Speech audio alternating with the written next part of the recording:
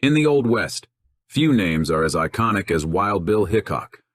Known for his sharp shooting skills and outgoing personality, Hickok has been immortalized in countless books, movies, and TV shows.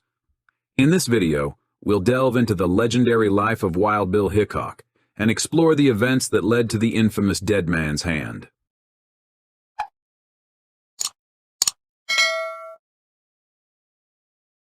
James Butler Hickok, better known as Wild Bill Hickok, was a wagon master, soldier, scout, lawman, gunfighter, gambler, showman, and actor well known in the American West.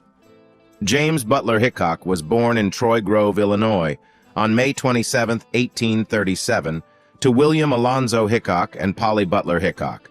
Bill had 4 brothers and 2 sisters, and his parents were God-fearing Baptists who expected Bill to keep up his chores on the farm and attend church every Sunday. In his early years, Bill had a brush with danger when he and his father were pursued by law officers who suspected them of more than just transporting hay in their wagon. This encounter marked his initial exposure to gunfire, igniting a fascination with firearms. His romantic notions of the Old West never sat very well with his father, but despite the protests, Bill quickly earned a local reputation as an exceptional marksman even in his youth. His journey through the American frontier had just begun. At the age of 14, Bill's father was killed because of his stand on abolition. 3 years later, when Bill was 17, he went to work as a towpath driver on the Illinois and Michigan Canal. However, a year later, he headed to Kansas to get a job in Monticello driving a stagecoach on the Santa Fe and Oregon trails. One of the first people he met in Kansas was Bill Cody, who would later claim fame with his Buffalo Bill Wild West show. In 1855, stagecoaches were often subject to the threats of bandits and Indians along the trail, and Bill quickly put his marksmanship to work, as well as developing ready belligerents to the frequent attacks. On one such overland trip, the stage broke down near Wetmore, Colorado. As Wild Bill slept under some bushes outside, the customers stayed within the coach until they were awakened by a disturbance. One of the travelers lit a kerosene lantern to find Bill being attacked by a cinnamon bear. When the struggle between man and bear was over, Bill was severely wounded, but the bear lay dead on the ground from Hickok's 6-inch knife. After recovering from the almost lethal attack, Wild Bill returned to Monticello, Kansas, where he assumed the role of a peace officer on March 22, 1858. In due course, he found employment at the Pony Express and Overland Express station in Rock Creek, Nebraska, a place where he crossed paths with David McCannels. McCannels teased Hickok unmercifully about his girlish build and feminine features. Perhaps in retaliation, Hickok began courting a woman by the name of Sarah Shull, who McCannels had his eye on. On July 12, 1861, McCannels, along with his young son and 2 friends by the names of James Woods and James Gordon, came to the station, supposedly to collect a debt. However, profanities were exchanged, which resulted in gunfire. McCannels was killed, and James Woods and James Gordon, who were seriously wounded, later died of their wounds. Hickok faced no charges in connection with the incident, as it was deemed an act of self-defense. As Wild Bill's notoriety grew, writers began to embellish this event, dubbing it the McCannels Massacre, and painting him as a legendary hero who dispatched a dozen of the West's most dangerous outlaws. Hickok's journey continued as he relocated to Sedalia, Missouri, where he enlisted in the Union Army on October 30, 1861, serving as a wagon master and scout. The military records of his service give very little information regarding his services. Still, we know that Hickok received the nickname Wild Bill while serving in the Union Army. As the story goes, he was in Independence, Missouri. Hickok confronted a drunken mob intent on lynching a bartender who had shot a troublemaker during a brawl. Hickok fired 2 shots over the heads of the men, staring them down with an angry glare until the mob dispersed. Onlookers, grateful for his intervention, allegedly heard a woman exclaim, "Good for you, Wild Bill." She may have mistaken Hickok for someone else, but the name stuck with him throughout his colorful life.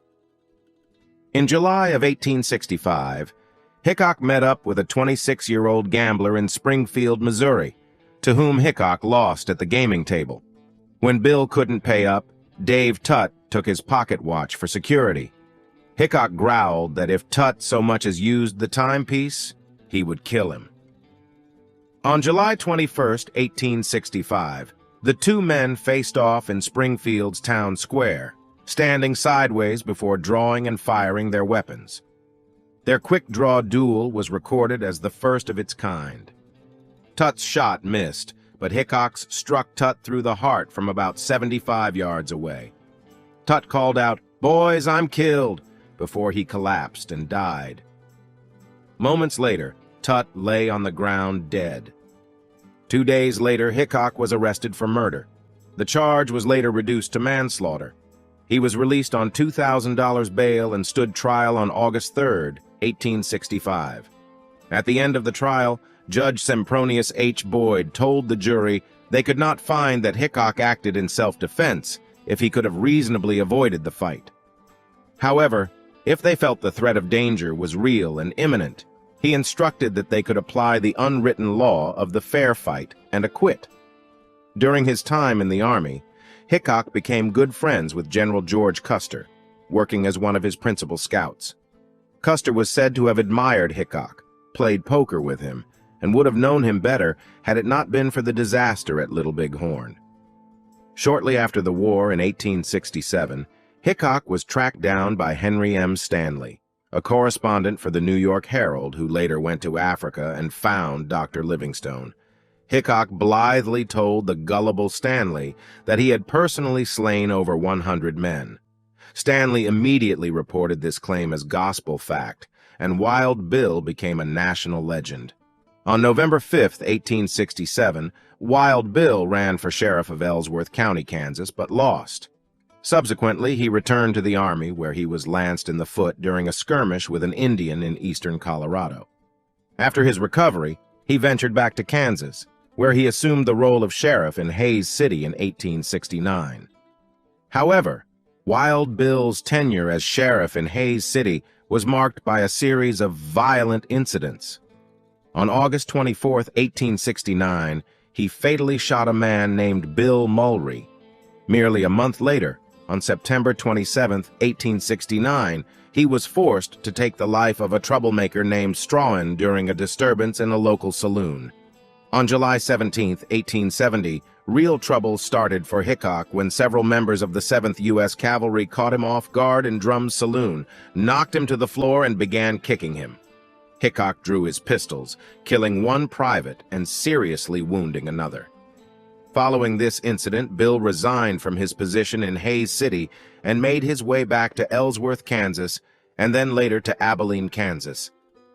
On April 15, 1871, Hickok was appointed city marshal in Abilene for $150 per month, plus 1/4 of all fines assessed against the persons he arrested. Initially, Wild Bill tended to routine business. When John Wesley Hardin, often described as one of the most notorious killers in the Wild West, arrived in Abilene, Wild Bill allegedly took an indulgent and parent-like attitude toward the nasty little murderer. Hardin would later say that they drank together, visited the brothels together, and that Hickok would frequently offer him advice. Hardin enjoyed being seen with the celebrated gunfighter. Still, he was also cautious around the city marshal, sure in the knowledge that if he got seriously out of line, Wild Bill would add him to his reputation. However, it didn't take long before Hardin crossed the line. One night at the American House Hotel, he was awoken by the annoying sound of snoring coming from the adjacent room. Angry at having been awakened, Hardin fired shots through the wall. In the deathly silence, Hardin knew that Marshal Hickok would waste no time in chasing him down. According to Hardin, he crawled out a window onto the roof dressed only in his undershirt, spotted Wild Bill approaching, and dove from the roof into a haystack where he hid for the rest of the night. Hardin emerged with the dawn, stole a horse, and hightailed it out of town, dressed only in his underclothes. Hardin's account of his interaction with Hickok cannot be corroborated through any records of the time, and serious doubt has been placed about his account. Hickok gradually spent more time at the gaming tables and with the ladies of the evening than he did taking care of his sheriff duties. One young man in Abilene by the name of Samuel Henry described Hickok's gambling habits as, "His whole bearing was like that of a hunted tiger, restless eyes, which nervously looked about him in all directions, closely scrutinizing every stranger. When he played cards, which he did most of the time in the saloons, he sat in the corner of the room to prevent an enemy from stealing up behind him." A local newspaper complained that Hickok allowed Abilene to be overrun with gamblers, con men, prostitutes, and pimps. However, Wild Bill did have some marshaling to do, and the Bull's Head Saloon gave him the most trouble. Phil Coe and Ben Thompson, gamblers and gunmen, were the saloon owners, and what brought matters to a head was an oversized painting of a Texas longhorn painted in full masculinity. Most Abilene townspeople were offended by the sign and demanded the animal's anatomy be altered. Hickok stood by with a shotgun as the necessary deletions were made to the painting. Later, Thompson left town, and Coe sold his interest in the saloon, although he remained a gambler. When Hickok and Coe began to court the same woman, rumors circulated that each planned to kill the other. On October 5, 1871, tensions in Abilene reached a boiling point. The town was brimming with cowboys engaged in fights, drinking, and revelry, and it was Deputy Mike Williams who offered his support to Hickok in this turbulent situation. Phil Coe was celebrating the end of the cattle season, and when he and his friends neared the Alamo Saloon, a vicious dog tried to bite him, prompting Coe to take a shot at the dog. Just moments later, Hickok arrived on the scene to investigate the gunfire. In response to Coe's explanation, Wild Bill informed him that firearms were prohibited within the city. However, for reasons unknown, a violent altercation erupted, and Coe fired a shot at Hickok. Bill returned the fire and shot Coe twice in the stomach. Suddenly, Hickok heard approaching footsteps from behind and, reacting swiftly, fired another shot, tragically killing Deputy Mike Williams. Coe's life came to an end 3 days later. Abilene had had enough. The town's leaders informed the Texan cowboys that there could be no more cattle drives through their streets and dismissed Hickok as city marshal. At about this time, the East Coast was thriving on the Old West stories and the dime novels that were being turned out and the exaggerated articles displayed in the press. Having had some luck at the gaming tables, Hickok decided to join the foray and put together a show called The Daring Buffalo Chase of the Plains in the early 1870s.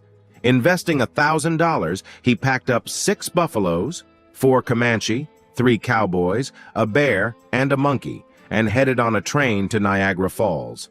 However, the show turned into a fiasco. The once frisky buffalo acted like Jersey cows until Wild Bill fired a shot. Suddenly, the buffalo ran circles with the Comanche screaming in pursuit. Some stray dogs mixed into the fray, as well as several children chased by their parents, and all hell broke loose. Suddenly, the buffalo broke through a wire fence and stampeded the audience. Wild Bill's show was a disaster, and he only managed to make a little over $100 from it. To cover the expenses of the journey back home, he had to sell the buffaloes to a local butcher shop. However, his longtime friend Buffalo Bill Cody came to Hickok's rescue. Inviting Wild Bill to participate in his theatrical production, titled Scouts of the Prairies, Wild Bill made a decent income and was able to indulge in his love for women and gambling, but an actor he was not. Nor was he happy. As he began to consume alcohol more frequently, his acting skills deteriorated further. Finally, in March of 1874, Hickok bid farewell to Cody and set his sights on a return to the Wild West. On March 5, 1876, Wild Bill tied the knot with an older woman, Agnes Lake Thatcher, who had been chasing him around the country for years and patiently waiting for him to tire of his long string of female companions. By this time, Hickok was approaching 39, displaying signs of baldness and requiring glasses. It was said that he had an eerie premonition of his impending demise. Marrying in Cheyenne, Wyoming, the two traveled to Cincinnati for their honeymoon. Just a month later, Bill explained that he was headed to the western goldfields to make a grub stake and would send for her later. Tragically, she would never see him again. As Hickok accompanied Charlie Utter's wagon train to Deadwood, South Dakota, his reputation as a gunfighter had preceded him. Initially, he made an attempt to lead a relatively quiet and respectable life in the wild mining camp. However, his two greatest failings, gambling and liquor, led him into the rough saloons lining the main street of the narrow gulch. Along the wagon train trail to Deadwood, Hickok met Calamity Jane in Laramie, Wyoming. Being very much alike in their outrageous tales and heavy drinking habits, the two hit it off immediately. Calamity Jane would later assert that they were a couple, but this claim has been subject to substantial debate. Seemingly uninterested in a grub stake, Wild Bill tried vainly to resume a gambling career. However, he had lost much of the skill required for success in the world of gambling. In fact, he struggled to maintain the image and reputation he had once enjoyed. He was seldom sober and was repeatedly arrested for vagrancy. On August 1, 1876, while playing poker in a Deadwood saloon with several men, including Jack McCall, Wild Bill had a winning streak that left McCall deeply in debt. Wild Bill generously gave him back enough money to buy something to eat, but advised him not to play again until he could cover his losses. The following afternoon, August 2nd, when Wild Bill entered Nuttall and Amp Man's saloon, he discovered another man, Charlie Rich, occupying his favored seat. After some hesitation, Wild Bill joined the game, reluctantly seating himself with his back to the door and the bar, a fatal mistake. Jack McCall, drinking heavily at the bar, saw Hickok enter the saloon, sitting at his regular table in the corner near the door. McCall slowly walked around to the corner of the saloon where Hickok was playing his game. From beneath his coat, McCall produced a double-action point, .45 pistol, shouted, "Take that!" shot Wild Bill Hickok in the back of the head, instantly ending his life. At the time of his death, Hickok had been holding a pair of eights and a pair of aces, which has ever since been known as the dead man's hand. Charlie Utter, a close friend of Hickok, claimed the body, made the funeral arrangements, and bought the burial plot. Hickok was laid to rest in the cemetery just outside Deadwood on August 3, 1876. Calamity Jane, who held deep affection for him, insisted on a proper grave. A 10x10 enclosure was built around his burial plot, encircled by a 3-foot fence with fancy cast iron filigree on top. A small American flag was stuck into the ground in front of the tombstone in honor of his service in the war. Almost the entire town attended the funeral, and Utter had Hickok buried with a wooden grave marker reading, "Wild Bill, J.B. Hickok killed by the assassin Jack McCall in Deadwood, Black Hills, August 2, 1876. Pard, we will meet again in the happy hunting ground to part no more. Goodbye, Colorado Charlie. C.H. Utter." Soon, his new bride would receive a letter that Bill had penned just one day before his death. Seemingly, it appears that he had a premonition of his rapidly approaching demise. "Agnes, darling, if such should be, we never meet again while firing my last shot. I will gently breathe the name of my wife, Agnes, and with wishes, even for my enemies, I will make the plunge and try to swim to the other shore." McCall hung about Deadwood for several days until a man called California Joe strongly suggested the air might be bad for McCall's health. McCall got the message, and believing he'd escaped punishment for his crime, traveled to Wyoming. Along the way, he boasted to anyone who would listen that he had killed the renowned Wild Bill Hickok. Less than a month later, it was determined that the trial conducted in Deadwood lacked a valid legal foundation, as Deadwood was situated in Indian territory. Consequently, McCall found himself arrested in Laramie, Wyoming, on August 29, 1876, facing charges for the murder. He was subsequently transported to Yankton, South Dakota, to stand trial. Lorenzo Butler Hickok traveled from Illinois to attend the trial of his brother's murderer, and was gratified by the guilty verdict. On March 1, 1877, Jack McCall met his end through hanging as punishment for his crime. Regarding McCall's earlier assertion that he had killed Hickok as an act of revenge for his brother, it was later uncovered that Jack McCall had never actually had a brother. Years after Hickok's death in 1900, an aging Calamity Jane arranged to be photographed next to his overgrown burial site. She was in a state of poverty, thin and advanced in age, her tattered attire held together with safety pins. Clutching a flower in her hand, she expressed her desire to be laid to rest next to the man she loved upon her passing. 3 years later, her wish was fulfilled. There is an interesting information at the time of his death. Hickok was wearing a Smith & Amp, Wesson model No. 2 Army revolver, a 5-shot single-action, .32 caliber weapon, innovative as one of the first metallic cartridge firearms, and favored by many Union officers during the Civil War. Bonham's Auction Company offered this pistol at auction on November 18, 2013, in San Francisco, California, described as Hickok's Smith & AMP, Wesson No. 2, serial number 29963, a .32 rimfire with a 6-inch barrel, blued finish, and varnished rosewood grips. The gun did not sell because the highest bid of $220,000 was less than the reserve set by the gun's owners. Please like and share if you find the video content interesting and useful. Don't forget to subscribe to the channel and comment below so as not to miss the upcoming interesting videos. Thanks for watching.